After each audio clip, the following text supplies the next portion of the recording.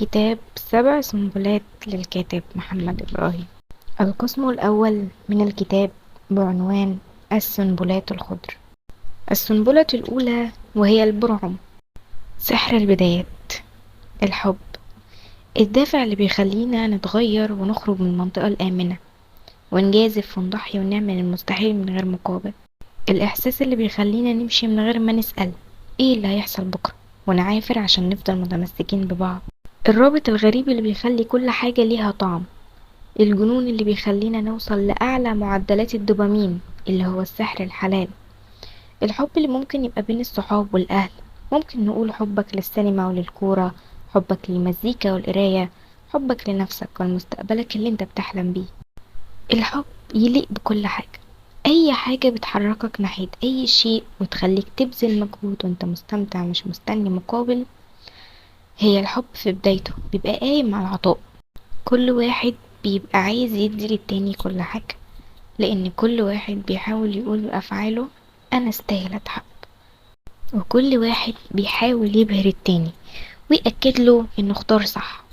كل واحد بيحاول يقدم نفسه باندفاع، فيه كم غريب من التصرفات المجنونة، بداية من الطريقة اللي اتعرفتوا بيها على بعض، مرورا بالأيام اللي بتبقى واقف فيها تحاسب الكاشير بتاع البور وانت رايح تخطب، لحد اليوم اللي بيتقفل عليكم فيه باب واحد، واستهالة من الزغاريد والأمنيات والرفاء والبنين والسعادة. الحب إحساس مدهش، وكأنه نداهة بتندهك وتخليك تجري وراها زي المجاذيب. إحساس إنك طاير وإنك لامس كل نجوم السما وانت على الأرض، إنك مش عايز حد يفوقك ولا عايز حد يعارضك ولا عايز حد يحكم على تصرفاتك.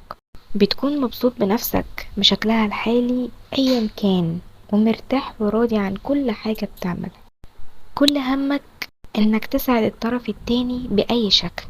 ساعتها بتعرف يعني ايه جملة تعبك راح، لانك وقتها مش هترتاح فعلا غير لما تحس انك تعبت عشان اللي بتحب. نزار قباني بيقول: لولا المحبة يا مدللتي ما أصبح الإنسان إنسانا. وده لأن الحب جميل بيرد الروح، بيحسس الإنسان بنفسه تاني. ايه الإنسان لما بيتحب بيحس انه منور، او على الأقل بيقدر يواجه لحظات الانطفاء والانهيار اللي مر بيها. الحب هو بداية جديدة، الحب هو البداية الجديدة اللي بتظهر لك بعد ما تحس انك هتفضل في نفق الوحدة طول عمرك. بيبقى طوق النجاة اللي بتمدلك في عز ما انت فقد الأمل ومش عارف تحس بأي حاجة ناحية أي حد، وخصوصا لو حبيت حد من فئة المدهشين المبدعين اللي بيعملوا كل حاجة بطريقة مختلفة. الناس اللي بتخليك تعيد اكتشاف ذاتك، الناس اللي بتستفز مشاعرك وبتجننك معاهم. لأن في علاقات بتبقى عاملة زي المية الراكدة، علاقات فيها ثبات ممل، علاقات غير بتوع المفاجآت غير المتوقعة، غير بتوع انزلي أنا تحت البيت أو البسي أنا عازمك على العشاء، غير اللي هياخدوا بالهم انك قصيتي شعرك أو لبستي فستان جديد، واللي هتاخد بالها انك بتحبي الشاي بارد من غير ما تقول. غير المزاجنجية في الحب، والناس اللي بتحب برواقة، اللي بتاخد القرار وتنفذ، ملهمش في الحب بتاع الشوكة والسكينة. دول ناس لما بتحب بتنجرف، مفيش في قاموسهم كلمة فرامل، اللي من وجهة نظري بيشكلوا أصدق وأمتع أنواع الحب. وده عشان نسبة الزيف فيه 0%، بمعنى كل حاجة طالعة من القلب للقلب فعلا. الحب هو اللي بيخليك فاكر طعم أول كل حاجة، أول مرة تشوفها، أول مكالمة تفصل بعد ساعة، أول أغنية تبعتها، وأول صورة في المحفظة، وأول خروجة، وأول هدية. الحب هو ابتسامتك وانت بتراجع الرسائل القديمة في فترة الاستهبال وجس النبض، هو الحاجات اللي انت عملتها عشان تتعرفوا على بعض، والماسنجر اللي بيعلق بالصدفة رحلتكم إلى الواتساب، هو البوستات المقصودة والقلق اللي عشتيه لما موبايله فصل، هو طعم أول مرة تسمع كلمة بحبك منها بعد فترة مكابرة، أول مرة تحس إن حياتك اتحولت لشخص واحد كل همك ازاي تخليه دايما مبسوط وراضي، هو أول خناقة وأول كلمة آسف، أول قلب أحمر بعد آلاف القلوب الخضراء اللي اتبعتت لك، وأول وحشتيني اتقالت. هو طعم كل تفصيلة عملت لحياتك طعم، كانت قشة مسكت فيها وانت غرقان في وحدتك. هو ده الحب اللي بيخليك لامس كل نجوم السما وانت على الأرض. وعشان كده أول ما تحس انك بتتجنن وبتتصرف من غير خطة، وان حياتك اتلخبطت وخلاص مش عارف انت رايح فين بس مبسوط، اعرف انك بتحب. انا عن نفسي ما كنتش مصدق ازاي بتتحقق جملة ان السعادة ممكن تيجي من رحم المعاناة حرفيا، وازاي ربنا بيبعت لك شخص في فترة انهيارك وهزايمك وخسايرك عشان يكون سبب رجوع كل حاجة لمسارها الطبيعي. وكنت كتبت قبل كده: اطلع بروحك للسما ومدد، ربك كريم جاي بالمدد حالا، في حاجات عشان للأحلى تتجدد لازم كده تتهد إجمالا. خلوني أحكي لكم إن في نفس السنة وأنا بعيش أسوأ فتراتي، بمر بانتكاسة ما كانش بيتهيألي وقتها إن أقدر أقوم منها، وفي يوم عادي، يوم جه بعد خسائر متكررة في كل اتجاه، كنت مكتئب بقالي شهور.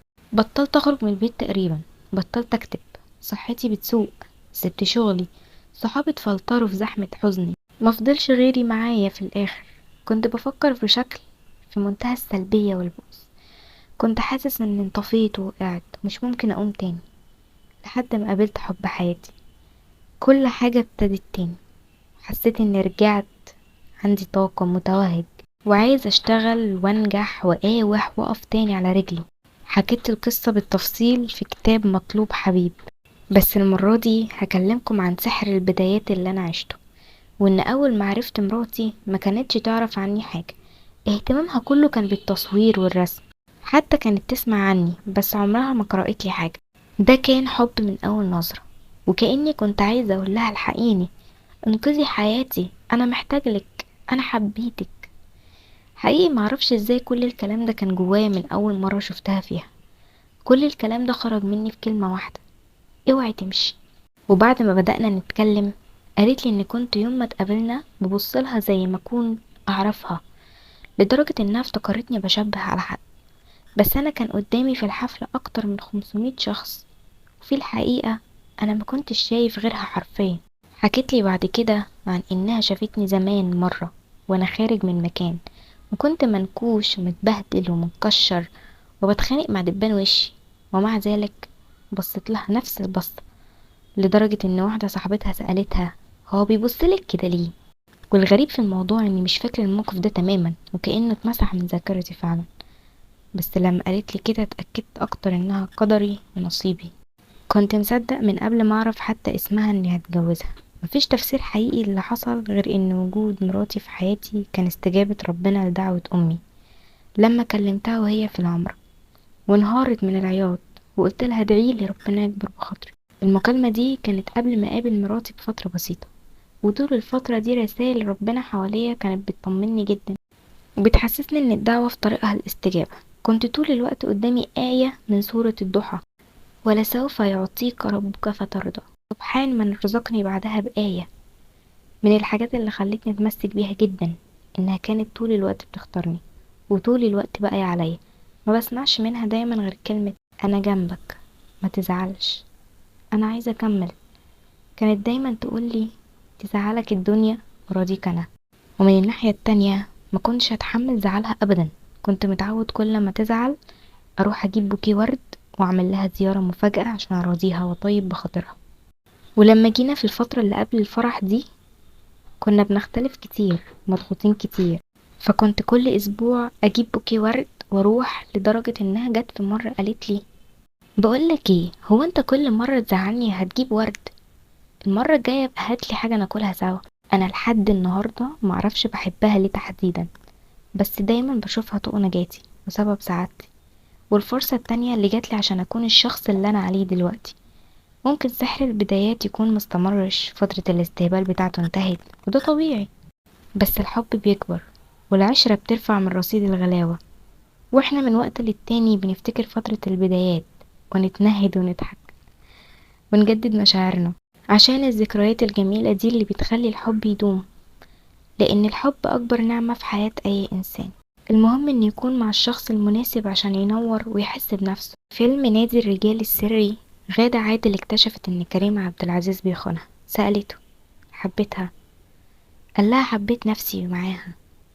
وعشان محدش مننا يقع في نفس الفخ، انا مش ببرر الخيانة طبعا، مش معترف ان في مبرر ابدا ليها، لكن خلينا نحط ايدنا على نقطة مهمة، وهي ان اهم شيء في الحب انك تبقى بتحب نفسك مع الشخص اللي انت بتحبه.